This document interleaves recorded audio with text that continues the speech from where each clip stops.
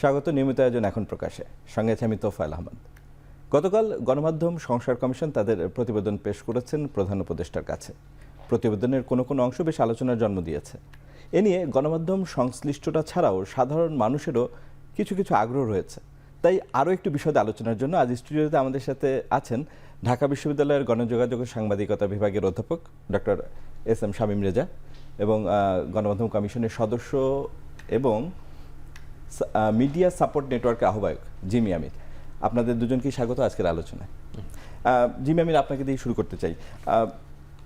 সুপারিশ তো অনেক হয়ে আছে, সেগুলো নিয়ে বিস্তারিত আলোচনার আগে একটু জানতে চাই যে আসলে কোন লক্ষ্য উদ্দেশ্য নিয়ে গণমাধ্যম সংস্কার কমিশন কাজ করেছে। আপনাদের সামনে নিশ্চয়ই কাজ শুরু করার আগে একটা লক্ষ্য উদ্দেশ্য দেওয়া হয়েছিল। আপনারা একটা গেজেট দেখেছেন, সেখানে কিন্তু বলা হয়েছিল যে স্বাধীন বস্তুনিষ্ঠ সংবাদের মানে গণমাধ্যমের জন্য এটা এরকম একটা কমিশন, যাতে তারা একটা সুপারিশ বা গাইডলাইন অথবা কিছু একটা বলে যে যেখান থেকে গণমাধ্যমটা স্বাধীন হয়। যদিও গণমাধ্যম শব্দটাতে আমাদের প্রথমেই আপত্তি ছিল যে আসলে গণমাধ্যম বিশাল একটি বিষয়। আমরা যেহেতু সবাই সংবাদপত্রের সাথে বা সংবাদ মাধ্যমের সাথে কাজ করি, তারা শুধুমাত্র এই সংবাদ মাধ্যম যদি হতো যে সংবাদ মাধ্যম কমিশন, তাহলে এটার সাথে রিলেট করা যায়। কিন্তু গণমাধ্যম একটা বিশাল বিষয় ছিল, এটা আমরা শুরুতেই দ্বিমত পোষণ করেছিলাম কমিশন থেকেই। তো যেহেতু এটা করা হয়ে গেছে, গেজেট হয়ে গেছে, তারপরে এটা নিয়ে আর বিস্তারিত দিকে যাওয়া যায়নি। যে ঠিক আছে, কারণ হচ্ছে যে টেলিভিশনগুলো কিন্তু অনেক ধরনের অনুষ্ঠান করে, সুতরাং সেটাও কিন্তু কাইন্ড অফ গণমাধ্যমের পার্ট। তো যে কারণে এটা হয়েছে। তো আমাদের লক্ষ্য উদ্দেশ্য ওইটাই যে আসলে গত 15-16 বছরে যে ধরনের অরাজকতা চলেছে এবং যে বিশৃঙ্খলাটা চলেছে দেখেছি আমরা, কারণ আমি নিজেও একজন গণমাধ্যম কর্মী বা একজন সাংবাদিক ছিলাম, আমি নিজে কাজ করেছি, নিজে ফেস করেছি। সুতরাং সেই জায়গাটা থেকেই সরকার চেয়েছে, এবং আপনারা দেখেছেন যে গণ অভ্যুত্থানের সময় আমাদের মিডিয়াগুলোর ভূমিকা কেমন ছিল। সুতরাং সেই জায়গাগুলো থেকেও কিন্তু এটা দরকার ছিল যে আসলে আমরা কার পারপাস সার্ভ করি, অর্থাৎ মিডিয়া কার পারপাস সার্ভ করে, জনগণের নাকি কার, এই বিষয়গুলো জানার সময় মনে হয় এখন এসে গেছে। সুতরাং সেই জায়গা থেকে সরকারের মনে হয়েছে যে ঠিক আছে, এটা নিয়ে কাজ করা যেতে পারে, কারণ অতীতেও অনেকগুলো কাজ হয়েছে। উনি নিশ্চয়ই অনেক কাজ করেছেন এবং উনি জানেন প্রচুর রিপোর্ট তৈরি হয়েছে, কিন্তু সেই রিপোর্টগুলো কখনো কাজ করেনি। তবু এই অনিশ্চয়তা থেকেও কিন্তু সরকার আবার সেই চ্যালেঞ্জটা নিয়েছে। ঠিক আছে, নতুন করে আবার আমরা দেখি কোথায় সমস্যা এবং সেই সমস্যাগুলো সমাধান করা যায়। ধন্যবাদ। মূলত এটাই উদ্দেশ্য ছিল। জনাব শামীম রেজা, মানে জিএমের কথাতেই ছিল যে এর আগেও এ ধরনের কর্মকাণ্ড হয়েছে এবং সেগুলো বাস্তবায়নের মুখ দেখেনি বা সফলতার মুখ দেখেনি। তো এবার তো একটু প্রেক্ষাপটটা ভিন্ন। 5 আগস্টের পরে পরিবর্তিত রাজনৈতিক পরিস্থিতিতে নতুন একটি কমিশন তাদের রিপোর্ট প্রকাশ করেছে। রিপোর্টের অন্যান্য বিষয়ে আলোচনার আগে আপনার কি মনে হয়েছে যে এবারের কমিশনের রিপোর্ট আগের যে কোনো বারের তুলনায় মানে বাস্তবায়নযোগ্য হবে কিনা, মানে সরকারের বর্তমান আগ্রহের কথা বিবেচনায় রেখেই আপনার কাছে জানতে চাচ্ছি যে আপনার কাছে কি মনে হচ্ছে? দেখুন, আগে প্রথমে যেটা স্পষ্ট করতে হবে যে আমরা কখনো পূর্ণাঙ্গ মিডিয়া কমিশন করিনি। আপনি আগের যে উদাহরণগুলো দিচ্ছেন সেগুলো কিন্তু খণ্ডিত। যেমন প্রথম যখন বলা হচ্ছে যে প্রেস কমিশন, তখনকার প্রেস বলতে আসলে বোঝানো হতো মুদ্রণ মাধ্যমকে, মূলত সংবাদপত্রকে, কারণ রেডিও টেলিভিশন দুটোই রাষ্ট্র নিয়ন্ত্রিত ছিল।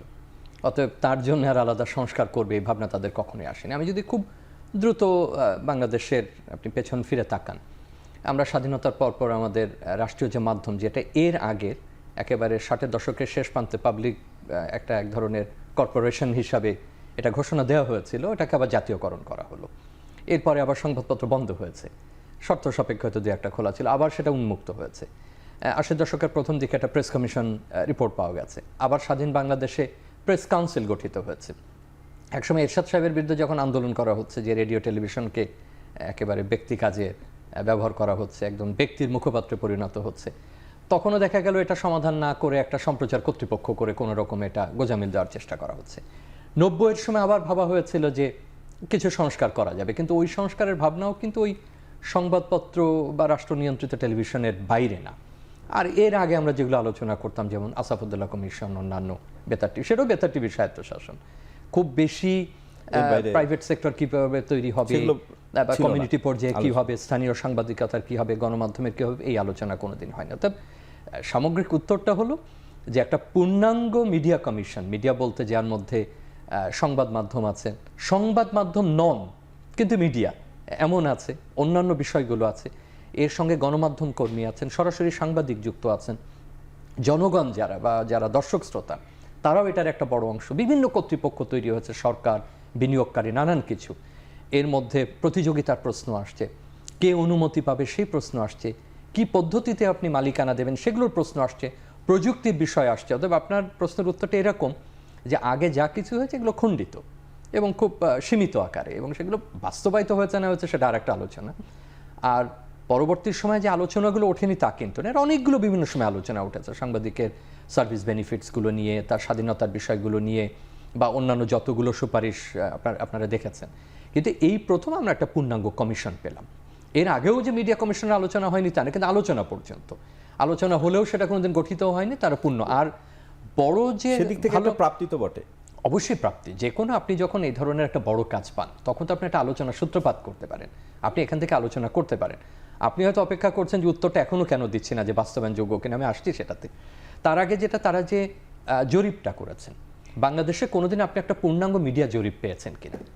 আপনি যেটা পেয়েছেন ওই কার কটা রেডিও আছে, কটা টেলিভিশন আছে।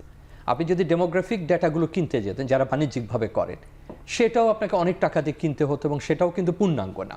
তো এইভাবে হাতে গোনা আমরা মাত্র 2-1টা রিপোর্টের সন্ধান পাই যেগুলোকে ন্যাশনাল মিডিয়া সার্ভে বলেও তারা দাবি করতেন। কিন্তু একটা পূর্ণাঙ্গ সার্ভে যে শুধুমাত্র কার কি বস্তুগতভাবে কোন মাধ্যম আছে সেটা না, কিভাবে ব্যবহার করেন, কি অর্থে ব্যবহার করেন, তার মতামতটা কি, তিনি কোনটা চান বা কোনটা চান না। তো সেদিক থেকে এই কমিশনের সুবাদে একটা পূর্ণাঙ্গ এই ধরনের একটা জরিপ করা গেল। এখন যদি বাংলাদেশ ব্যুরো অফ স্ট্যাটিস্টিক্স এটা নিয়মিতভাবে করে যান তখন কিন্তু কাজগুলো সহজ হবে। আর আপনার প্রশ্নের এক কথাই উত্তর দিই যে আপনি তো সুপারিশ পেয়েছেন এবং পূর্ণাঙ্গ রিপোর্টে সেই সুপারিশের ব্যাকগ্রাউন্ডটা দেওয়া আছে, যে কি কি ঘটনার প্রেক্ষিতে কি বিবেচনায় তারা সুপারিশগুলো করছেন। এটা দিয়ে তো এখনই আমি বাস্তবায়নের কথা বলছি কেন, এটার ভিত্তিতে আরও অনেক হয়তো কর্তৃপক্ষ তৈরি করতে হবে, এটার ভিত্তিতে আপনার সেই কর্তৃপক্ষের জন্য আবার রুলস অফ বিজনেস তৈরি করতে হবে, তার আগে আইনের প্রসঙ্গ আছে। আবার মনে রাখতে হবে যে যতগুলো প্রতিষ্ঠানের কথা বলা হচ্ছে তার প্রত্যেকটার বিদ্যমান আইন আছে, সেই আইনগুলোকে আবার আপনার পুনর্মূল্যায়ন করতে হবে, একটা নির্দিষ্ট জায়গায় আসতে হবে। আর অত্যন্ত ভালো দুটো কাজ হয়েছে, তার একটা হলো যে তারা দুটো আইনের খসড়া তৈরি করে দিয়েছে, সাংবাদিক সুরক্ষা আইনের একটা কমিশনার আর সাংবাদিক সুরক্ষা, সেটা আমি মনে করি যে একটা ভালো প্রাপ্তি আমাদের। ধন্যবাদ। এবার সুপারিশে আসতে চাই, সুপারিশ তো বেশ কিছু ছিলই। মানে জিমিকে দিয়ে শুরু করলে সুপারিশ আমি আবার যাব, জিমি আমিনের কাছে আবার যাব। মানে অনেকগুলো ইস্যু আছে, একটু যদি আপনি যদি কয়েকটা বলেন তাহলে ভালো হয়। সেটা হচ্ছে যে ক্রস ওনারশিপের ইস্যুটা আসছে এবং এটা মানে সুপারিশের শুরুতেই আছে। এই ইস্যুটা অনেক মানে আলোচনার দাবি রাখে। তো এই ক্রস ওনারশিপ মানে নিষিদ্ধ করার ব্যাপারে বলা হয়েছে ওয়ান হাউস ওয়ান মিডিয়া, এরকম একটা ধারণা। এটা আমাদের দেশে এটা মানে অনেক কিছুর সাথে সাংঘর্ষিক, কিন্তু আবার বাস্তবায়ন করাই বা কিভাবে সম্ভব, এরকম উদাহরণ কি কোথাও আছে? না, পৃথিবীতে কোথাও এরকম দু রকমের উদাহরণ আছে, যেখানে ক্রস ওনারশিপ প্রবলভাবে আছে, এমনও আছে এবং বড় বড় কংগ্লোমারেট তৈরি হচ্ছে, এবং একজন রুপার্ট মার্ডক তো একেবারে হাউস হোল্ডস নেম এক্ষেত্রে। এবং আপনি যদি টেড টার্নার, আপনি যদি বাংলাদেশের মডেল দেখেন, বাংলাদেশের মডেলটা এখন কি দাঁড়িয়েছে, যে আপনি যদি মিডিয়ার মালিক হন, মিডিয়ার মালিক মানে বড় ব্যবসায়িক আপনি প্রতিষ্ঠান হন, আপনার একটা রেডিও আছে, একটা টেলিভিশন আছে, সংবাদপত্র আছে, ম্যাগাজিন আছে, কারো কারো একাধিক সংবাদপত্র আছে, এর সাথে আরও ছোট ছোট ইন্টারনেট প্রকাশনা যাতে ধরলে আমার যদি জিমি ভুল না হয় 7-8টাও কারো কারো আউটলেট বা এন্টিটি, প্রায় 6টা না 7টা মানে এরকম এন্টিটি আছে। এখন বিষয়টা হলো যে ক্রস ওনারশিপ ভারতে আছে, ক্রস ওনারশিপ পাকিস্তানে আছে, এটা উন্নত দেশগুলোতে আছে, আবার ব্রিটেনে আছে, আবার এটাকে ভেঙে দেওয়ারও কিন্তু চেষ্টা রয়েছে, যে দেখো এই ক্রস ওনারশিপটা এইভাবে। এখন আপনি যে উত্তরটা দিচ্ছেন, উত্তরটা এইভাবে দেওয়া যায়, ইউরোপে বা অন্যান্য জায়গায় এটাকে কঠোরভাবে নিয়ন্ত্রণ করার একটা প্রচেষ্টা লক্ষ্য করা যায়, যে যেখানে ক্রস ওনারশিপ আছে সে কত দূর যেতে পারবে এবং সে অন্যের প্রতিযোগিতাকে হুমকির মধ্যে ফেলছে কিনা, অন্যের প্রবাহকে হুমকির মধ্যে ফেলছে না। অর্থাৎ আপনার 7টার মালিকানার কারণে আমি ক্ষতিগ্রস্ত হচ্ছি কিনা, আমি বাণিজ্যিকভাবে ক্ষতিগ্রস্ত হচ্ছি কিনা, ব্যবসায়িকভাবে ক্ষতিগ্রস্ত হচ্ছি কিনা, আমি কনজিউমার হিসাবে বা আমি যদি ওইভাবে বলি যে দর্শক শ্রোতা হিসাবে ক্ষতিগ্রস্ত হচ্ছে কিনা, সামগ্রিক বিবেচনায় নীতিমালাগুলো তার উপরে প্রয়োগ করা হয়। আবার এটাকে নিয়ন্ত্রণ করতে পারছে না এমন উদাহরণও কিন্তু আছে, যেমন ধরুন ভারত একটা মিশ্র উদাহরণ এইভাবে দিলে, পশ্চিমের উদাহরণগুলো ভালো উদাহরণ। আমার ধারণা যে বিবেচনায় কমিশন এটা করেছে, আমাদের বাজে অভিজ্ঞতা যে এটা এমন একটা পর্যায়ে চলে গেছে। প্রথমত কিন্তু আমাদের কি মনোপলি তৈরি হয়েছে, যেসব বড় হাউসগুলো? দেখেন, মনোপলি আমাদের তো রাজস্ব বাজারটা অত বড় না, যেমন আপনি টেলিভিশনের কথা বলছেন, আমাদের যে টেলিভিশনের যে রাজস্বের আকার আমরা জানি, সেই অঙ্কটা নাই বললাম, তাতে কি এতগুলো টেলিভিশন আসলে চলে? এতগুলো টেলিভিশন চলা খুব কঠিন। এখন আমরা দিয়েছি। এখন এক পক্ষ বলতে পারে যে আমরা যদি নিয়ে আপনার অসুবিধাটাকে নিয়ে, আর অসুবিধাটা কোথায় সেটা পরবর্তী ওই সুপারিশগুলোতে আসবে। নিয়ে আপনি বেতন দিতে পারেন না, আপনি তাকে বেতন দেন না, আপনি তার সার্ভিস বেনিফিট দেন না, তার অন্যান্য সুযোগগুলো দেন না। আপনি তো একটা বিজনেস এন্টারপ্রাইজ, কিন্তু আপনি নিজেকে শিল্প হিসেবে প্রতিষ্ঠিত করতে পারছেন না, আপনি একটা সার্ভিস সেক্টর হিসেবে প্রতিষ্ঠিত করতে পারছেন না। এখন আমি কমিশনের কেউ না, কিন্তু আমি যতটুকু বুঝি যে সম্ভবত তাদের বিবেচনা এটা ছিল যে বাংলাদেশের ক্ষেত্রে ক্রস ওনারশিপটা একটা ঋণাত্মক অভিজ্ঞতা আমাদের ক্ষেত্রে দিয়েছে, এবং এটা একটা পলিটিক্সের সাথে একটা নেক্সাস তৈরি হয়েছে। মানে আমি যদি বলি যে মিডিয়া এবং পলিটিক্স একটা মানে গভীর একটা নেক্সাস তৈরি হচ্ছে। এখন এই নেক্সাসটা তৈরি না হলে হয়তো আপনি ভিন্নভাবে বিবেচনা করতে পারতেন। একটা বড় বাণিজ্যিক প্রতিষ্ঠান, সে রাজনীতির সঙ্গে যুক্ততা রাখে, সে 7-8টা বা 6, আমি বেশি না বলে যদি কমও বলি 4-5টা তো অবশ্যই, এতগুলো সে মিডিয়ার মালিক। আবার একই সঙ্গে সে অনেক সময় সংসদ সদস্য, অনেক সময় সে রাষ্ট্রের গুরুত্বপূর্ণ মন্ত্রী প্রতিমন্ত্রী কিংবা আরও গুরুত্বপূর্ণ জায়গা আছে। এরকম একটা অভিজ্ঞতা যদি তৈরি হয় তাহলে এটাকে মনিটর করা প্রয়োজন। এখন বাস্তবায়নের ব্যাপারে আমারও কিছু প্রশ্ন আছে, কিন্তু সেই প্রশ্ন আমি কমিশনকে করব না, কারণ কমিশন তার একটা অভিজ্ঞতার ভিত্তিতে সেটা দায়িত্ব এই কমিশনের মুহূর্তে নয়। দেখুন, এই মুহূর্তে মাঠের বাস্তবতা তারা বিবেচনায় নিয়েছেন, নিয়ে ক্রস ওনারশিপের সমস্যাটা তারা তুলে ধরেছেন এবং তার ভিত্তিতে তারা সুপারিশ করেছেন। এখন যে এটা নিয়ে আলোচনা হতে পারে না তা তো না। আপনি বলেন যে ঠিক আছে, যেমন একটা তো তারা বলেছেন যে যদি সম্প্রচার মাধ্যম থাকে তাহলে সম্প্রচারে থাকো, যদি মুদ্রণে থাকে তাহলে মুদ্রণে, এটাই বোধহয় জিমি আমার যদি ভুল না হয়ে থাকে এক ধরনের। হ্যাঁ, মানে কেউ একজন ইংরেজি বাংলা করতে পারে, কিন্তু আপনি দুটো বাংলা দরকার নেই তো, এবং আপনি সেখানে কিন্তু সংবাদের কোনো বৈচিত্র্য নেই। আপনি যদি মাস্টারটা তুলে দেন সেখানে তাহলে আপনার সংবাদের সবচেয়ে বড় কনজিউমার কিন্তু সাধারণ মানুষ। তাহলে সাধারণ মানুষ ওই হাউস থেকে দুটো পত্রিকা থেকে কি পাচ্ছে? এমন না যে সে আলাদা কোনো তথ্য পাচ্ছে, আলাদা কোনো কিছু পাচ্ছে, তা তো না। আপনি দুটো বাংলা পত্রিকা থেকে কিন্তু একই জিনিসই পাচ্ছেন।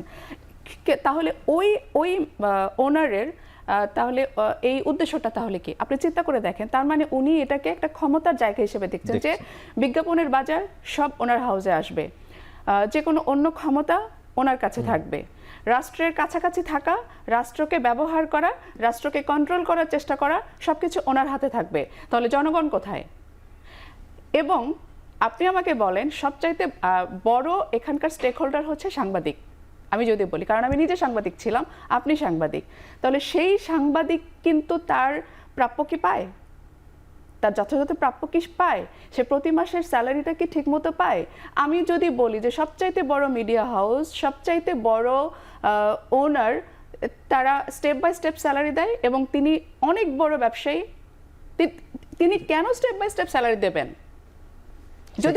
যদি তার এই সমস্যাটা থেকেই থাকে তাহলে তিনি দরকার নাই এতগুলো করার। তিনি একটা ভালো একটা প্রতিষ্ঠান দাঁড় করাবেন যেখানে সংবাদের মান স্ট্যান্ডার্ড হবে, যেখানে এমপ্লয়িরা যারা কাজ করবে তাদের জীবন মান স্ট্যান্ডার্ড হবে এবং একটা ভালো কিছু দাঁড়াবে, এবং সাধারণ মানুষ যারা সংবাদটা কনজিউম করে, যাদের আসলে অধিকার আছে এই সংবাদটা ঠিকভাবে নেওয়ার, সে জায়গাটা তৈরি হবে। লাইসেন্সিং এর ক্ষেত্রে সরকার আরো বেশি সংবেদনশীল হলেই পারে। গত 15-16 বছরে দেখেন আপনারা আজকে গণমাধ্যম কমিশনে আমরা কিন্তু অনেকগুলো অ্যানেক্স দিয়েছি এবং অনেকগুলো সংযুক্তি সেখানে দিয়েছি, অনেকগুলো নথি দিয়েছি। সেই নথিগুলোতে কিন্তু প্রমাণ আছে যে আসলে কিভাবে আপনি লাইসেন্স নিয়েছেন। গত 15-16 বছরে লাইসেন্স নেওয়ার ক্ষেত্রে কোনো নিয়ম ছিল না, শুধুমাত্র সরকারের শুধু ক্ষমতার জায়গা থেকে লাইসেন্স নেওয়া, এবং লাইসেন্স নেওয়ার ক্ষেত্রে যিনি লাইসেন্স নেবেন তিনি বলেছেন যে সরকারের উন্নয়ন প্রচার করার জন্য আমি এই অনাপত্তিপত্রটা বা এই আবেদনটা আমি করলাম। এবং সরকার কিন্তু কয়েক দফা শর্ত চেঞ্জ করেছে। 2008-9-এর আমলে একরকম ছিল, 2014-র পরে আরেক রকম শর্ত ছিল, 2018-র পরে আরো নতুন কিছু শর্ত আরোপ করা হয়েছে, এবং সেই শর্তগুলো শুধুমাত্র সরকারের উন্নয়নের গান গাইতে হবে। তো এটা দিয়ে আপনি কি খুঁজবেন? না, যে প্রশ্নটা আপনি করেছিলেন সেটা আমার বিশ্লেষণটা এরকম। আমি জিমের পুরো যে নেপথ্যের ঘটনা বলেন তার সাথে পূর্ণাঙ্গ একমত। এটা নিয়ে আমরা বহুবার আলোচনা করেছি বা আপনারাও কম বেশি এটা নিয়ে প্রশ্ন করেছেন। এই বাস্তবতায় আমি ধারণা করি যে কমিশন এই সুপারিশটা করেছে। আপনি যে চ্যালেঞ্জের কথা বলেন, চ্যালেঞ্জ তো অবশ্যই হবে, কারণ যারা ইতিমধ্যে পেয়ে গেছে তারা এটা ছাড়তে চাইবেন না, সুতরাং সেটা আপনার একটা বড় চ্যালেঞ্জ। আবার ভবিষ্যতে যেটা হবে তখন এটা ইজিয়ার হবে, তখন না, সহজ হবে। সবচেয়ে বড় কথা হচ্ছে শামীম ভাই, চ্যালেঞ্জ থাকবে, কিন্তু চ্যালেঞ্জ আমি অ্যাকসেপ্ট করব না কেন, চ্যালেঞ্জ আমি ফেস করব না কেন? এখন ধরেন গত 53 বছরের হিসাবে যদি বলে যে ফার্স্ট প্রেস কমিশন রিপোর্টে আমরা যা যা সমস্যা দেখেছি, এখনো আমাদের সেই একই ধরনের। সমস্যা একই জায়গাতেই আছি আমরা কিন্তু এগোইনি। কোনোভাবে এগোয়নি। তাহলে আমাদের মাঝখানে চলে গেছে প্রায় 40 থেকে 45 বছর চলে গেছে। শামীম ভাই বলল যে খণ্ড খণ্ড হলেও অনেকগুলো রিপোর্ট তৈরি হয়েছে, কিন্তু সেগুলো কখনোই আলোর মুখ দেখেনি, বাস্তবায়ন হয়নি, বন্টনও হয়নি। এখন আমাদের অনেক রিপোর্ট কিন্তু খুঁজতে গিয়ে পাওয়া যাচ্ছে না, মন্ত্রণালয় পর্যন্ত আমাদেরকে দিতে পারেনি। যেমন আমি বলি যে আসাদুল্লাহ কমিশন যেটা আমরা বেতার স্বায়ত্ত শাসনের জন্য, আপনি যদি আদি রিপোর্টটা পান উপরে লেখা আছে বন্টনের জন্য নহে, ওটার বন্টনই করা হয় না, কিন্তু তাই বলে যখন কাজ করবে সেটা কি তখন লাগবে সেটা। এখন প্রশ্ন হচ্ছে যে চ্যালেঞ্জ থাকবে, কিন্তু চ্যালেঞ্জটা কিন্তু নিতে হবে। আপনারা যারা সাংবাদিক আছেন, মিডিয়াতে যারা আছেন, তাদেরকে কিন্তু এই চ্যালেঞ্জটা নিতে হবে যে একই হাউসে সব বিজ্ঞাপন চলে যাবে। বিজ্ঞাপন একটা বড় জায়গা, যে তার মানে প্রতিযোগিতা তৈরি করা, তার আয়ের ব্যবস্থাটা ঠিক থাকা, এটার সাথে অনেক কিছু সম্পর্কিত। তো আপনারা যারা রেগুলেটরেরও তো দায়িত্ব আছে, মানে সকল কিছু সাংবাদিক বা সাংবাদিক না প্রাইভেট সেক্টরের রেগুলেটরের দায়িত্বটা কিন্তু যদি আপনি বলেন যে রেগুলেটর এখানে আসবে, তাহলে কিন্তু প্রতিযোগিতাটা মানে আপনি যেটা পরিচ্ছন্ন রাখা, না দেখুন অবশ্যই পরিচ্ছন্ন রাখা, কিন্তু একটা বিষয় সবসময় মাথায় রাখবেন যে আমরা যেমন কমিশনার, কিন্তু স্পেশালি আমি অনেকবার এটা বলেছি যে সরকারকে যদি বারবার হস্তক্ষেপ করতে দেওয়া হয় তাহলে এখানে স্বাধীনতা আসবে না। যাদের সেক্টর তাদেরকে বসতে হবে, তাদেরকে কথা বলতে হবে, তাদেরকে এগিয়ে আসতে হবে। হ্যাঁ, সরকার অবশ্যই এখানে একটা স্টেক হোল্ডার, সরকারের একটা পার্ট থাকবে। তার মানে এই না যে সরকার যদি সবকিছু করতে থাকে, অবভিয়াসলি সরকার আমাকে বলবে আমি যাহা বলিব তুমি তাহা শুনিতে বাধ্য থাকিবে। না, এখন ধরুন আপনার ওই প্রশ্নটা খুব গুরুত্বপূর্ণ। আমরা যদি এই জায়গাতে ধরি যে কমিশন একটা বাস্তবতা, একটা অভিজ্ঞতা এবং তথ্য উপাত্তের ভিত্তিতে এই সুপারিশটা করেছে, আমরা কিন্তু বলছি না যে ক্রস ওনারশিপ পৃথিবীতে কাজ করে না, দক্ষিণ এশিয়াতে নেই বা দক্ষিণ পূর্ব এশিয়াতে নেই, ভুরি ভুরি উদাহরণ আছে, ইউরোপে আছে, কিন্তু তারা যে পর্যায়ে এটাকে রেগুলেট করতে পেরেছে সেখানে লাইসেন্সিং এর এই প্রসঙ্গটা উঠছে না, কিংবা এই সুবিধা উঠছে না যে গণমাধ্যম কর্মী এবং সাংবাদিককে সে অভুক্ত রাখছে কিংবা তার বেতন দিচ্ছে না। আপনি কি মালয়েশিয়া গিয়ে পাবেন যে কাউকে বেতন দেয় না, বা আপনি সিঙ্গাপুরে পাবেন বা ভারতীয় বড় বড় মাধ্যমে পাবেন যে বেতন পায় না, সুবিধাদি পায় না গণমাধ্যম কর্মী, পাবেন না। আবার একই সঙ্গে যে পলিটিক্যাল যে নেক্সাসটা তৈরি হচ্ছে, সেই নেক্সাসটা অনেক জায়গাতে না, নিশ্চয়ই সিঙ্গাপুরে আপনি এটা পাবেন না, ভারত অনেক বড় প্রতিযোগিতা। আমার বক্তব্যটা হলো এই ক্ষেত্রে ওনারা যে সুপারিশটা দিয়েছেন এটা তো এন্ড অফ দ্য স্টোরি না, চ্যালেঞ্জ অবশ্যই আসবে। আমি আগেই অনুমান করে নিচ্ছি যে যারা পেয়ে গেছেন তারা কোনোভাবে এটা ছাড়তে চাইবেন না, তারা তাদের ক্ষমতা ধরে রাখবেন। যখন জিমিরা কমিশনের কাজ করছেন তখন অন্য একটা ইউনেস্কো ইউএনডিপির প্রক্রিয়ার সঙ্গে আমি যুক্ত ছিলাম, এবং আমরা একই রকমভাবে যখন প্রশ্ন করছি কোনো অত্যন্ত আমাদের সিনিয়র এডিটর্স বা যারা বিনিয়োগকারী তারা এমনও বলছেন যে কোনো গণমাধ্যম আছে যে যার উপার্জন তো দূরের কথা, সে সবসময় লসে থাকে, কিন্তু তারপরেও সে টাকা ওখানে বিনিয়োগ করে যাচ্ছে। এই কারণে প্রশ্নটা হচ্ছে লস দিয়ে তাকে কেন চালাতে হবে? ওই যে তাকে রাজনৈতিকভাবে সে শক্তিশালী থাকবে, তার মানে এটা আসলে গণমাধ্যম না। এখন প্রশ্ন না যে আপনি যে প্রশ্নটা করলেন সেটা দুটো উত্তর, চ্যালেঞ্জ থাকবে, কিন্তু সেই চ্যালেঞ্জটা আমি জিমির কথা থেকেই নিচ্ছি যে সেখানে ইউনিয়নগুলোকে কথা বলতে হবে, সেখানে সংস্থাগুলোকে কথা বলতে হবে, গণমাধ্যম সাংবাদিককে কথা বলতে হবে, আপনাকে আমাকে কথা বলতে হবে, কারণ যিনি পেয়েছেন তার এই অবস্থানটা তো ভাঙা সোজা না। কিন্তু মনে রাখতে হবে যে সামনে যেটা আসতে যাচ্ছে এখানেই তো শেষ না, সেক্ষেত্রে আমরা কিভাবে এটা নিরসন করতে পারি, যে আমরা এক ধরনের দেব কিনা, বা আমরা যদি ক্রস দিও সেটা কোন প্রক্রিয়ায় কিভাবে দেব, যেখানে ফেয়ার কম্পিটিশন বা কারোর ক্ষেত্রে সেটা মনোপলি হবে না, বা বিজ্ঞাপনের ক্ষেত্রে যে সমস্যাগুলো বলেন এটা থাকবে না। ধন্যবাদ। আমরা এই নিয়ে আরো আলোচনা করবো বিরতি পরে, আমাদের একটা বিরতি নেওয়ার সময় হচ্ছে। দর্শক, আমরা একটা বিরতিতে যাচ্ছি, ফিরে আসছি একটু পরে।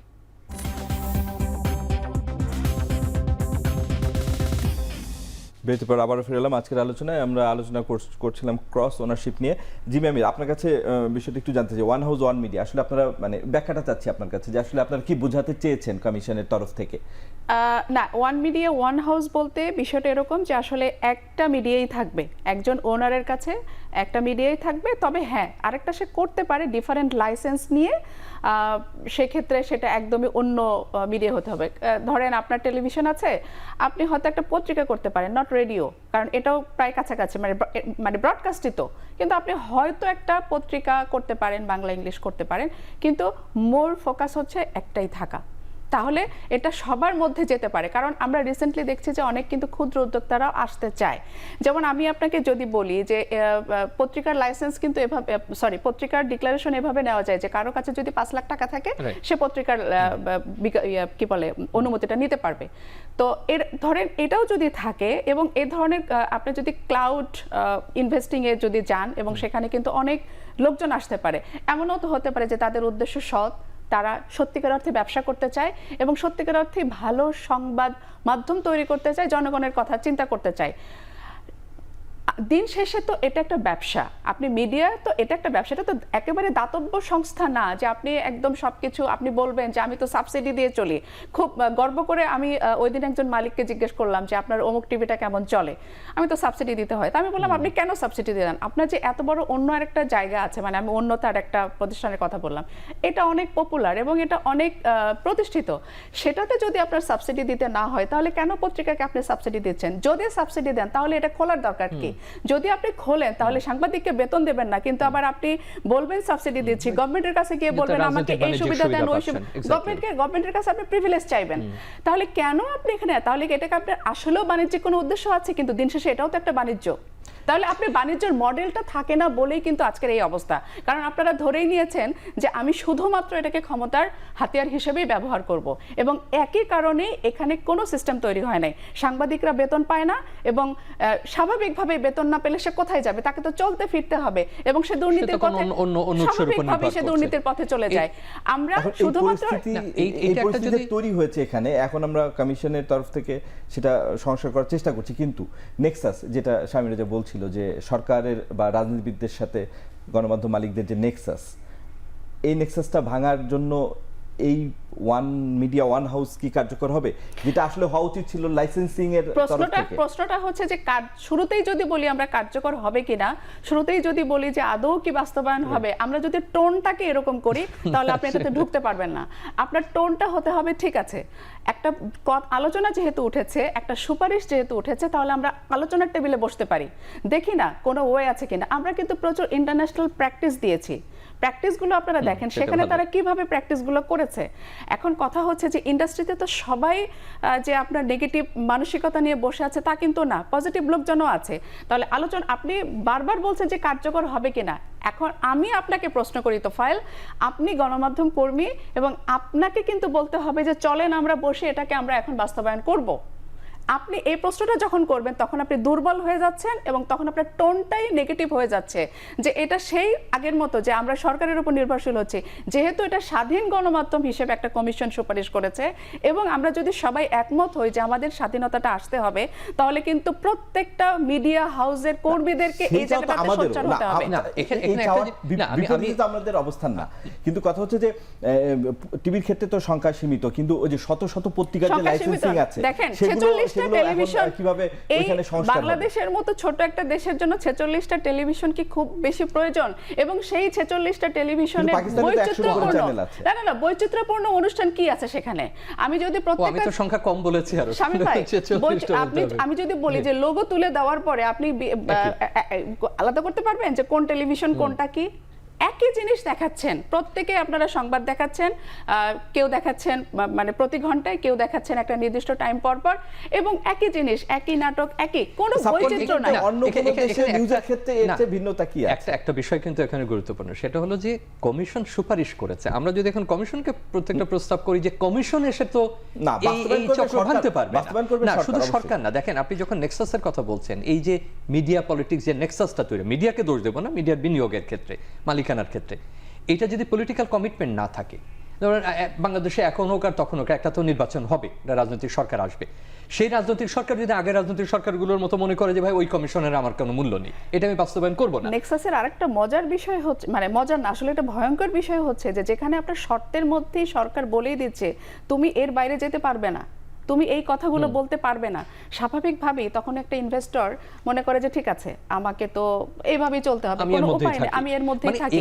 আবার কেউ কেউ অতি উৎসাহী হয়ে বলে যে না আমি আপনার, এই নেক্সাস ভাঙার কাজটা কিন্তু হ্যাঁ অবশ্যই সরকারের পক্ষ থেকে একটা প্রেসার আসতে হবে, কিন্তু ভেতরে যারা আছে এবং অন্যরা যারা ভুক্তভোগী যারা, তাদেরকেও কিন্তু সেই ব্যাপারটা কিন্তু এক হতে হবে।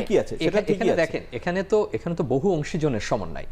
আপনি এই নেক্সাস ভাঙতে পারবেন যদি সাংবাদিক সৎ না হয়। অবশ্যই। আপনি এই নেক্সাস ভাঙতে পারবেন যদি আমাদের ইউনিয়ন বা সংগঠনগুলো এখানে সোচ্চার না হয়। আপনি কি এই নেক্সাস ভাঙতে পারবেন যদি আমার শামীম দর্শক ভাই, আমি শ্রোতা একটা মজার কথা বলি আমি জানি না বলাটা ঠিক হবে কিনা। দেখেন, ইউনিয়নগুলোকে যখন মোটামুটি ডাকা হয়েছে, তারাও কিন্তু আমাদের কাছে এসে অসহায়তা প্রকাশ করেছে। তখন আমার কাছে খারাপ লাগলো যে ইউনিয়ন যদি সাংবাদিকের সমস্যা যারা মোকাবেলা করবে, সাংবাদিকের সমস্যা যারা ঠিক করবে, তারা যদি অসহায়তা প্রকাশ করে, তাহলে আসলে কোথায় এবং কে কার কাছে গিয়ে দাঁড়াবে? যেটা কমিশনের যে জায়গাটা, যেখানে একটা স্বতন্ত্র বা একটা স্বাধীন, সে যে নামেই দেখেন, ফ্রি বলেন, অটোনমাস বলেন, যেটা বলেন, মিডিয়া কমিশনের উদ্দেশ্যটা কয়েকটা থাকে। একটা হলো যে সে কমপ্লেইনগুলো নেয়, সে অভিযোগগুলো নেয়। এই অভিযোগ দর্শক শ্রোতা থেকে আসতে পারে, এই অভিযোগ অন্য কোনো বিনিয়োগকারী থেকে আসতে পারে। যখন অভিযোগগুলো নিয়ে এসে একটা তার আধা বিচারিক ক্ষমতা দিয়ে এসে একটা পর্যায়ে পর্যন্ত যেতে পারে, এক। দ্বিতীয় হলো যে সে আরেকটা কাজ করে, যে লাইসেন্সিংটা একটা পর্যায়ে সে কমপ্লায়েন্সে যাচ্ছে কিনা, সেটা সেই অনুমতিটা হতে পারে সংবাদপত্র অনুমতি, পারে অনলাইন পোর্টালের অনুমতি হতে পারে, সম্প্রচার মাধ্যমে। কমিশন যে কাজগুলো করে, পৃথিবীর অন্যান্য অপর কমিশনগুলো, সে দেখে যে তাকে যে শর্তে দেওয়া হয়েছিল সে শর্তটা সে মেনেছে কিনা। না মানলে তাকে ফাইন করা হয়, তাকে বন্ধ করার বিষয় করা হয়, তাকে অনেক রকম ব্যাপার। এইটা তো বিদ্যমান কাঠামোতে নাই। সুতরাং যিনি পাচ্ছেন, যিনি যেটা বললেন, উনি রাজনৈতিকভাবে পেয়েছেন, রাজনীতিতে উনি সার্ভ করেন, উনি বাণিজ্যিক সুবিধার জন্য উনি এটা তার ক্ষতি হচ্ছে, সে ক্ষতিপূরণ দিও। এখানে একটা বিষয় উল্লেখ করা খুব প্রয়োজন, সেটা হলো এটা আপনি আজকের যদি একটু কিছুক্ষণ আগের অনলাইন সংস্করণগুলো দেখেন, সব সংবাদপত্রের, আপনি দেখেন তো এটার এজেন্ডা হিসেবে টিকে আছে কিনা। গতকাল বিপুলভাবে এটা দেখা গেল। আমি একটা সংবাদপত্রের অনলাইনে দেখলাম যে তারা 3টা ছবি দিয়েছে, জিমিরা দাঁড়িয়ে আছেন, তাদের দল, কামাল ভাইয়ের দল বসে আছেন, আবার মানে এতটা উৎসাহ 3টা আপনি আজকে দেখেন কোথাও নাই। এখন যদি আমি আমার এজেন্ডাকে জাগিয়ে না রাখি, আজকে সমস্ত এজেন্ডা হচ্ছে রাজনৈতিক দলের কে সংবিধান নিয়ে বললেন, তার মানে ওইটা গুরুত্বপূর্ণ আলোচনা করছি। তবে এখানে একটা সমালোচনা একটা করি, এটা হয়তো কামাল ভাই অনুষ্ঠান দেখলে বলবেন যে স্বামী আমার সমালোচনা করছেন। আবার এটাও বলে রাখি যে জিমিদের কমিশন আমাকে ডেকেছিলেন, আমি ব্যক্তিগত অসুবিধার জন্য যেতে পারিনি, হয়তো পরে বলবেন সমালোচনা করছেন কিন্তু যাননি। সেটা হলো যে এর একটা চ্যালেঞ্জ থাকে, আপনি যে কোনো কমিশন তার অনন্তকালের জন্য তার সুপারিশগুলো জাগরুক থাকেন, এটাকে রিভাইজ করতে হয়। আমরা যে মাল্টিমিডিয়া ওয়ার্ল্ডে যাচ্ছি, ধরুন এখন থেকে 5 বছর 6 বছর পরে, প্রযুক্তির বিকাশে আমরা এখনো জানি না, আমরা যেভাবে এখন মুদ্রণ, কপি এবং অনলাইন পোর্টালকে আলাদা করছি, যেভাবে পুরনো ব্রডকাস্টিং অর্থাৎ সেই ইলেকট্রোম্যাগনেটিক ওয়েভ ব্যবহার করে আমরা যে সম্প্রচারকে ভাবছি, যেভাবে রেডিওকে ইমাজিন করতাম, যেভাবে টেলিভিশনকে দেখতাম, সেইটা একটা সময় আর থাকবে কিনা। সো যখন এটাকে ট্রুল একটা মাল্টিমিডিয়াটা কি দাঁড়াবে এখনো পর্যন্ত আমরা নিশ্চিত নই, তখন আবার ক্রস ওনারশিপের ধারণা হয়তো আমাদের ভিন্নভাবে চিন্তা করতে হবে, যে একজন আসলে এইভাবে মুদ্রণ কিংবা অমুদ্রণ ভাগ করব কিনা। কিন্তু কে বিনিয়োগ করছে, কিভাবে বিনিয়োগ করছে, কোন মাধ্যমে করছে, সেটা আমার মনে হয় যে এখানে আরেকটা বিষয় আছে যে নিউ মিডিয়ার পুরোটা কি কমিশনের প্রস্তাবনায় বা চিন্তায় ছিল কিনা, মানে নিউ মিডিয়া বলতে আমাদের চিন্তায় ছিল, কারণ আমরা ব্যক্তি পর্যায়ে যে ইউটিউব চ্যানেল, সেখানে অপতথ্য আছে, মিস ইনফরমেশন, ডিসইনফরমেশন আছে, সেগুলোর মানে বিষয়গুলো চিন্তা করা হয়েছিল। মিস ইনফরমেশন, ডিসইনফরমেশন এটা মূলত তো আসলে ফেসবুকের সাথে, সোশ্যাল মিডিয়ার সাথে এটা আমাদের আসলে কিছু করার নেই। যদিও কমিশন মিডিয়া লিটারেসি সুপারিশ করেছে, সোশ্যাল মিডিয়া নিয়ে আপনি আসলে এটাতে কোনো কিছু করতে পারবেন না, কারণ এটা আপনি বাংলাদেশের মতো ছোট দেশ, মানে ট্রান্সবাউন্ডারি ইস্যুতে আসলে কিছু করার নেই। আপনি আসলে কার সাথে যুদ্ধ করবেন? এটা সোশ্যাল মিডিয়ার দৌরাত্ম্য বন্ধ করতে হলে বা কমাতে হলে আপনাকে গ্লোবাল অ্যালায়েন্সের সাথে যেতে হবে। এটা সম্ভব, তবে মিস ইনফরমেশন এবং ডিসইনফরমেশনটা যাতে কমানো যায়, সেক্ষেত্রে আমাদের কিন্তু যথেষ্ট প্রস্তাব আমরা দিয়েছি, এবং প্রত্যেকটা মিডিয়া হাউস যেন এটা করে, এবং একই সাথে কিন্তু গভর্নমেন্ট অথবা ইন্ডাস্ট্রির ভেতর থেকে যাতে আলাদা একটা প্রতিষ্ঠান দাঁড় করানো যায়, সেটাও কিন্তু আমরা এই সুপারিশটা দিয়েছি। ধন্যবাদ। আর সাংবাদিক সুরক্ষার বিষয় একটু আলোচনা করি। এইটার ব্যাপারে গণমাধ্যম কর্মীদের সুরক্ষা, সেই বিষয়ে আপনারা বেশ কিছু সুপারিশ দিয়েছেন, বিশেষ করে ন্যূনতম যোগ্যতা স্নাতক এবং বেতন কাঠামোর ক্ষেত্রে এটা অনেকেই একটু মানে অনেকেই জানার আগ্রহ আছে কিভাবে বাস্তবায়ন সম্ভব, মানে এই যে নবম গ্রেডে যেটা বাস্তবায়ন সম্ভব সেটা ভিন্ন বিষয়। এখন বিষয়টা হচ্ছে যে যেমন ধরেন ওয়েস্ট বোর্ডটা নিয়ে আসলে আমাদের এখতিয়ার ছিল না, ওয়েস্ট বোর্ডটা আমাদের এখতিয়ার না, যে কারণে আমরা ওয়েস্ট বোর্ড নিয়ে আসলে কোনো কথা বলিও নি, এবং এটা নিয়ে আমরা, এবং এটা বিচারাধীন এখনো আছে, তো সে কারণে আমরা আসলে এটাতে যাইনি। তাহলে আমাদের প্রতি কিন্তু এক্সপেকটেশন আছে যে আমরা এটা নিয়ে কোনো একটা কিছু বলবো। তখন আমরা চিন্তা করলাম যে তাহলে আমরা কি বলতে পারি। মানে কি হতে পারে তাহলে? অনেক চিন্তা ভাবনা করে দেখলাম, আচ্ছা ঠিক আছে, বেতন কি 20,000 বলবো, তাহলে কিসের বেসিসে বলবো? বেতন কি 30,000 বলবো, তাহলে কিসের বেসিসে 30,000 বলবো? তাহলে আমাদের সামনে এমন একটা কিছু থাকতে হবে যে যেটার সাথে মোটামুটি মানে কাছাকাছি রেখে ওইভাবে বাস্তবায়ন করা যায়। তখন আমাদের কাছে মনে হলো, যেহেতু আমরা গ্র্যাজুয়েশনটাকে অ্যালাউ করছি এন্ট্রি পয়েন্টে, তাহলে ঠিক আছে, কেউ একজন গ্র্যাজুয়েশন করে আসবে এবং তাকে অবশ্যই স্বীকৃত কোনো ভালো জায়গা থেকে তাকে 6 মাস থেকে 1 বছরের একটা ভালো প্রশিক্ষণ নিতে হবে। সেটা ইন হাউস অথবা ভালো কোনো জায়গা থেকে প্রশিক্ষণ নিয়ে তারপরে কিন্তু তাকে মানে প্রপার ওয়েতে আসতে হবে। যখন আপনি প্রপার ওয়েতে আসবেন তখন কিন্তু আপনি অনেকগুলো কোয়ালিফাই করে ফেললেন। কোয়ালিফাই করার পরে আমরা কিন্তু আরেকটা জিনিস বলেছি যে এটার বেসটা হবে হচ্ছে ফার্স্ট ক্লাস গেজেটেড অফিসার, এটার বেসটা হবে, এবং পাশাপাশি সুবিধাগুলো হবে শ্রম আইনে কিন্তু অনেক সুন্দর করে দেওয়া আছে। যেহেতু সাংবাদিকতা শ্রম আইনের অধীনে আছে, সুতরাং এটার যা যা সুবিধা আমরা বলেছি সবকিছুই প্রয়োগ করতে হবে। সেক্ষেত্রে তার কিন্তু লিমিটটা মোটামুটি একটা পর্যায়ে চলে যায়। বুঝতে পেরেছি। আপনার কাছে এই বিষয়ে জানতে চাইবো আমরা বিরতির পরে। আমরা একটা বিরতিতে যাচ্ছি, দর্শক আমাদের সাথেই থাকুন।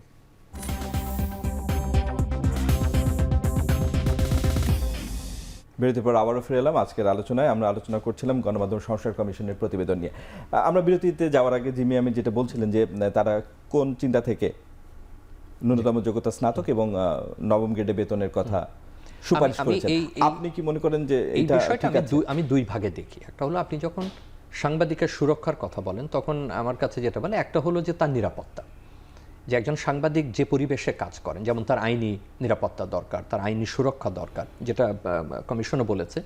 আমরা বহুবার কিন্তু বলার চেষ্টা করেছি যে আমাদের সংবিধানে বাক স্বাধীনতা আছে। আইনি সুরক্ষা তো দুটো হতে পারে, একটা ফ্রিডম অফ স্পিচ বাক স্বাধীনতার ক্ষেত্রে, আর একটা আর্থিক। না, আমি আসছি দুটোতেই আসছি। তো সেক্ষেত্রে আপনি দেখবেন যে সংবিধানে আপনাকে বলা আছে, স্বাধীনতা দেওয়া আছে, কিন্তু একই সঙ্গে অনেকগুলো আবার বিধিনিষেধও সেখানে রাখা আছে। আবার অনেক সময় আমরা উল্লেখ করেছি, যদিও কমিশন সুইডেনের সংবিধানের কথা উল্লেখ করেছে, কিন্তু আমাদের আরও বড় উদাহরণ আছে মার্কিন যুক্তরাষ্ট্রের প্রথম সংশোধনী, যেখানে প্রেসকে আপনার ওই ধরনের স্বাধীনতা দেওয়া হচ্ছে। আমরা জেনেছি যে ভারতের সংবিধান রচনার সময় এরকম বিতর্ক উঠেছিল, তারা শেষ পর্যন্ত ওই দিকে যাননি। তো কমিশন সম্ভবত আমার ভুল না হলে সুপারিশ করেছে যে সংবিধানে একটা 39 অনুচ্ছেদে কিছু সংযোগ এবং একটা সুরক্ষা, এই আলোচনা কিন্তু এটা খুব ভালো হয়েছে। দেখেন, এটা অধিকার প্রতিষ্ঠানগুলো দীর্ঘদিন করেছে, আমরা যাতে আন্তর্জাতিক প্রতিষ্ঠানগুলোর সঙ্গে কাজ করেছে, আমরাও দীর্ঘদিন বলেছি যে যতক্ষণ সংবিধানে আপনি তার সুরক্ষার বিষয়টা না দেবেন ততক্ষণ পর্যন্ত তো সে অন্য সুরক্ষাগুলো কাজে লাগাতে পারবে না। আর একটা আমার যেটা মনে হয় ভবিষ্যতে আলোচনায় উঠবে, সেটা হচ্ছে সাংবাদিকের কাজকে ক্রিমিনালাইজ না করা। এখন সে যদি ফৌজদারি কোনো অপরাধ করে সেটা আলাদা কথা, কিন্তু এটাকে আমরা খুব জোর দিয়েছি, কিন্তু তার লেখার ব্যাপারে তার সাংবাদিকতা একটা কাজের মধ্যে, কারণ সে তো কাজটা করছে জনগণের জন্য, রাষ্ট্রের জন্যই কাজটা করছে, রাষ্ট্রের পক্ষ হয়ে কাজটা করছে, কোন একটা দুর্নীতি বের করার চেষ্টা করছে, অনুসন্ধান করছে। এই অবস্থায় আপনি তাকে হাত করা পরিয়ে হাজতে ঢোকাতে পারেন না।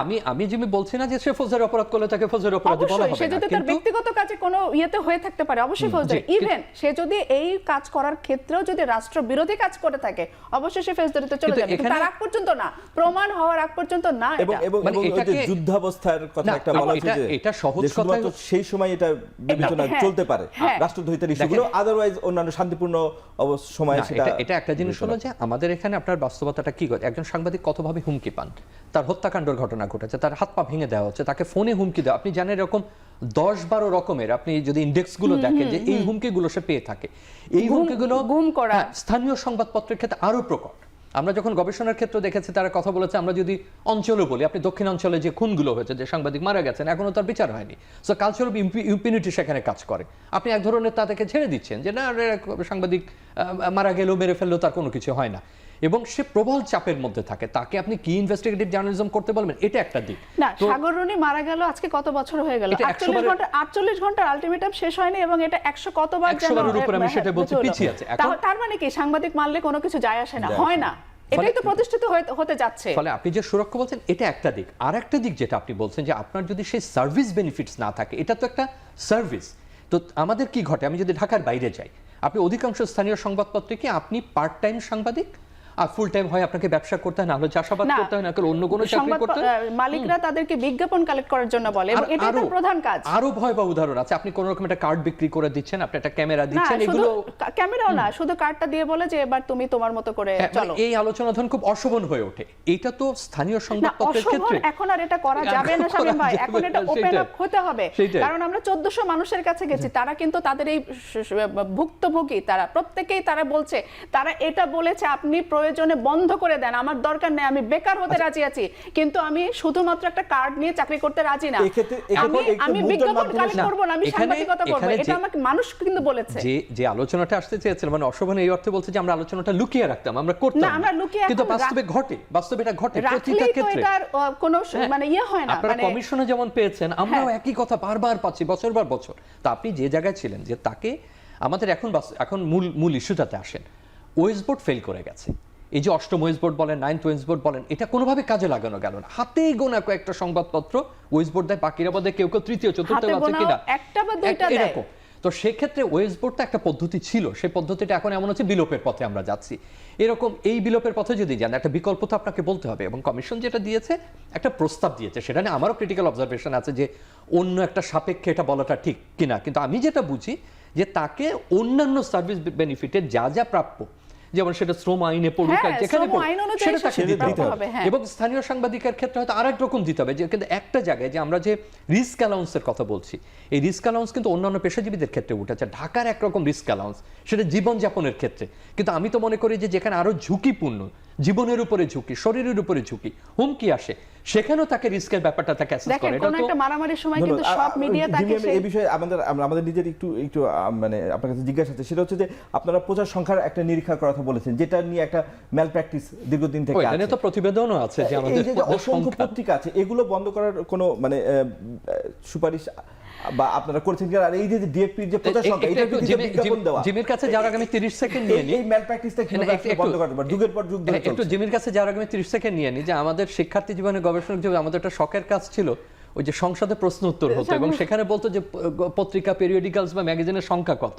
তা আমরা ওটা সংগ্রহ করে রাখতে চেষ্টা করতাম 2 টাকা দিয়ে, হাজার হাজার, এবং এখনো পর্যন্ত সমস্ত কমিশন তাই পেয়েছে। আপনি কমিশনের রিপোর্টে দেখবেন যে বলা হয়েছে যে পত্রিকা করা দরকার, এটা আছে, এগুলো আছে। এখন যেমন একটা হিসাব আছে যে 1,10,00,000 পত্রিকা বিক্রি হয়, এবং সেখানে কামাল ভাই একটা ভালো শব্দ ওখানে অ্যাড করেছেন যে তাহলে দুধের শিশুকেও একটা পত্রিকা পড়তে হচ্ছে। বিষয়টা এরকম, নির্ধারিত মানে নিবন্ধিত পত্রিকার সংখ্যা কত, এত কি দরকার আছে? আমরা ডিএফপির কাছে অনেক রাগ নিয়ে গিয়েছিলাম, কিন্তু ডিএফপির বক্তব্য শুনলে আপনি খুব অবাক হবেন। তারা বলছে যে আমি কত মামলা সামলাবো, আমি কত ট্রান্সফার সামলাবো, আমি এগুলোই করব না, আমি কাজ করব। তাদের যখন এই কথাগুলো উঠে আসলো এবং বলল যে আমাদের অলিখিত এবং অঘোষিত প্রচন্ড অনেক নির্দেশনা আসে, তাহলে আমরা কাজ করব না, এগুলো ফেস করব। ঠিক আছে, এর মধ্যেও যদি করা যায়, সেখানেও কিন্তু অনেক বাধা, অনেক আইনগত বাধা আছে, একটার পর একটা ব্যারিয়ার তারা পায়, যে কারণে দ্য ট্রাইব্যুনাল, যার কোনো অস্তিত্ব নাই, যার কোনো পত্রিকা বিক্রি হয় না, তিনি এখন অনেক শীর্ষে উঠে আছেন, ইংরেজি দৈনিকের শীর্ষে দ্য ট্রাইব্যুনাল। আমরা যেটাকে 1-2 মনে করি, সে 5 নম্বরে, সে 5 নাম বলছি না। এবং তিনি সৎভাবে বলেছেন যে আমার সার্কুলেশন এত, সৎভাবে বলার পরে ওনার আরো ডিমোশন হয়েছে ওই জায়গাটাতে। এখন প্রশ্ন হচ্ছে যে আমরা তখন বলছি যে ঠিক আছে, একটা হতে পারে যে হকার্সরা যেটা বিক্রি করে, আমরা কিন্তু উদাহরণটা আমরা কিন্তু নথিটা দিয়েছি যে হকার্স আসলে কত বিক্রি করে। আপনি যদি ওই হকার্স প্রতিদিন কত বিক্রি করছে সেই কপিটা রাখেন, এবং প্রতি বছর মালিকরা যে রিটার্ন দাখিল করছে, এই দুটো যদি আপনারা ঠিক মতো মেনটেন করতে পারেন, তাহলেও কিন্তু এই জায়গাটা কমে আসবে। আসলে বন্ধ করাটা কোনো সলিউশন না, বন্ধ করে আপনি আরেকটা দেবেন, সেটাও যে এরকম হবে না তার কি নিশ্চয়তা আছে? ধন্যবাদ। আর একই সাথে আপনার কাছে আরেকটি প্রশ্ন করে আমি আমার শামীমের কাছে যাবো, সেটা হচ্ছে আমরা এতদিন শুনে আসছিলাম বেতার টিভি সাহিত্য সচেতনের কথা, এটা একটা খুবই প্রচলিত মানে ব্যাপার ছিল, অথবা বিকেন্দ্রীকরণ, যাই হোক, সেখান থেকে নতুন করে চলে আসলো হচ্ছে আপনাদের সুপারিশে বেতার টিভি বাসকে একীভূত করা। কোন চিন্তা থেকে আপনারা করেছেন একটু সংক্ষেপে, আমি তারপর শামীমের কাছে যাব। কোন চিন্তা থেকে করেছি, আমরা বিটিভিতে যখন গেলাম এবং রেডিওতে যখন গেলাম, সেখানে দেখলাম যে আসলে সবাই বিসিএস ক্যাডার, কিন্তু এটা হলো তথ্য নিয়ে কাজ, সংবাদ নিয়ে কাজ, সেই সংবাদ করার লোক নেই সেখানে। আবার আমরা বাসসে দেখলাম যে অসাংবাদিক এত বেশি যে সেখানে আসলে এবং আমি হয়তো মানে আমার আলোচনা যারা দেখছেন তারা হয়তো আমাকে বলবেন যে আমি খুব নেগেটিভ কথা বলছি, এত অসাংবাদিক এবং এখানে ঠিক সাধারণ জনগণের পারপাস সার্ভ করে এই ধরনের কোনো নিউজ ওখানে হয় না, শুধুমাত্র সরকার কোথায় যাচ্ছে কি করছে এই ধরনের সংবাদ হয়। তাহলে এটার পিছনে সরকারের প্রতি বছর ইনভেস্ট কত? এবং রেডিও টেলিভিশনে কিন্তু নিউজ রুম নাই। তাহলে আমাদের চিন্তা হলো যে এরা তো সবাই মানে যারা কাজ করছেন তারা নিউজটা প্রডিউস করবেন, বেতার এবং রেডিও সেটা ব্রডকাস্ট করে ফেলবেন। তাহলে তো আপনার সবাইকে কাজে লাগাতে পারছেন। আপনি একটা হাবে চলে আসবেন, একটা হাবে চলে আসলে সবাই সবারটা কাজে লাগাতে পারে। আচ্ছা, সেই চিন্তা মানে ইউটিলাইজটা হয়। আপনার কি মনে হয় এটা বাস্তবসম্মত? এখানে আমার একটু ভিন্ন মত আছে। তার আগে আমি রেডিও টেলিভিশনের প্রসঙ্গে যাবার আগে অনেকগুলো প্রতিষ্ঠান সম্পর্কে কিন্তু আমরা অনেকদিন ধরে পর্যবেক্ষণ দিচ্ছিলাম এবং অনেক প্রতিবেদন আছে। তার মধ্যে বাংলাদেশ সংবাদ সংস্থা একটা, বাংলাদেশ প্রেস কাউন্সিল একটা, বাংলাদেশ প্রেস কাউন্সিলকে চেনে কিনা এমন একটা সার্ভে করা যায়। এখন আমি আসার পথে দেখলাম বড় লাল নিয়ন সাইনে লেখা বাংলাদেশ প্রেস কাউন্সিল, যাতে সবাই জানতে পারে। গত সরকারের সময় এমন একটা আইনের প্রস্তাব করেছিল যে আইনটা যদি বাস্তবায়িত হতো ভয়াবহ একটা আইনের প্রক্রিয়ার মধ্যে সে যাচ্ছিল, সাংবাদিককে যে শাস্তি দেওয়া, তারপরে তাকে বিপুল ফাইন করা। আমাদের দীর্ঘদিন বেতন নিয়ে আলোচনা আছে যে যার বিপুল বাজেট, মানে সেটা কোটির হিসাবে 1-2 টাকা না, এবং তার বিশাল লোকবল এবং তার যে সম্পদ আছে পুরো দেশব্যাপী। এখন অনেকগুলো কারণে এই 90 দশকে আমরা বিসিএস কর্মকর্তাদেরকে এখানে ইন করেছি, হয়তো সেটা প্রয়োজন ছিল, কিন্তু তাতে তো উন্নতি হয়েছে কিনা। এখন এখানে একটা সম্পদের কথা তারা তুলেছেন যে সম্পদের একটা সুষ্ঠু ব্যবহার হবে, একই কথা বা বিটিভির ক্ষেত্রেও প্রযোজ্য। এখন দেখেন, সম্পদের ব্যবহার এক প্রশ্ন, আর ব্যবস্থাপনার উন্নয়ন কিন্তু এক জিনিস। এখন আমি জানি যে রেডিওর যত সম্পদ আছে এগুলো বিক্রি করলে হাজার হাজার কোটি টাকা পাওয়া যাবে পুরো বাংলাদেশে, সেটা এক কথা, কিন্তু তার ব্যবস্থাপনা উন্নত হবে কিনা, এবং বাকি যারা বিপুল পরিমাণে বিসিএস কর্মকর্তা তাদেরকে আপনার রিঅ্যারেঞ্জ করার একটা বিষয় থাকে। এখন বিটিভি রেডিও মিলে একটা এন্টিটি তৈরি করা যেতে পারে, দুটোই সম্প্রচার, দুটোই এক ধরনের দীর্ঘদিন একটা ব্যুরোক্রেটিক প্রসেসের মধ্যে যেমন ধরেন যে বিবিসি আছে, ডয়েচে ভেলে আছে, করে যাবে। আমি সেটার পক্ষে, কিন্তু আমি বাংলাদেশ সংবাদ সংস্থার ব্যাপারে আমি পুনর্ভাবনার পক্ষে। আমি এই দুই মাধ্যমে, এটা আমার ব্যক্তিগত মত, কারণ সংবাদ সংস্থার যে গুরুত্বটা, বাংলাদেশ সংস্থার সমস্যাটা কি আছে দেখেন, এখন কিন্তু নিউজ এজেন্সির গুরুত্বটা অনেকটা কমে গেছে, অনেক কমে গেছে। আমি একটু যদি বলি, বিষয়টা আমি এইভাবে দেখি, কমে গেছে। কিন্তু তার সমস্যাটা কি, যেটা উনি বললেন যে তার অসাংবাদিক বেশি, তার আমলাতন্ত্র, তার সরকারের কথা শুনতে হয়, তার কিন্তু বেড়েছে, তার গ্রাফিক্স ভালো হয়েছে, তার ইংরেজি বাংলা রিপোর্ট ভালো হয়েছে, ইত্যাদিতে ভালো হয়েছে, এখন হয়েছে। কিন্তু কথা হচ্ছে যে সেখানে আমরা ভিতরের খবর যদি আমি বলি যে সেখানে কিন্তু নতুন করে কিছু রিক্রুট করে তাদেরকে দিয়ে কাজ করাতে হচ্ছে। আমি যেটা বলছি যে ওইটা পরিশোধনের পক্ষে, কিন্তু সংবাদ সংস্থাটা অনেকগুলো কারণে আমার কাছে গুরুত্বপূর্ণ মনে হয় যে এখনো বৈশ্বিক যে তথ্য প্রবাহ, সেই তথ্য প্রবাহ এখন আমরা নির্ভরশীল।